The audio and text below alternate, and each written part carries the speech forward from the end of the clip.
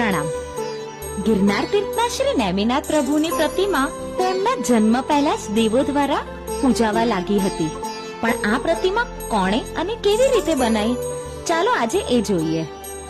પ્રભુ નેમ જ્યારે સમવસરણમાં દેશના આપી રહ્યા છે ત્યારે ઇન્દ્ર મહારાજા એમને પૂછે છે કે તમારા પ્રથમ ગણધર વરદત્ત સ્વામીએ એવું તો શું પુણ્ય કર્યું કે એમને આજ ભવે મોક્ષ મળશે? ત્યારે પ્રભુ નેમ કહે છે કે જ્યારે વરદત્ત સ્વામીનો જીવ એમની ગત 24મીમાં સાગર તીર્થંકરને પૂછે છે કે મને મોક્ષ ક્યારે મળશે, ત્યારે સાગર તીર્થંકર કહે છે કે આવતી 24મીના 22મા તીર્થંકર નેમિનાથ પ્રભુના સાનિધ્યમાં તને મોક્ષ મળશે. આ સાંભળીને એટલા બધા ખુશ થઈ જાય છે કે એ જ સમયે દીક્ષા લઈ લે છે.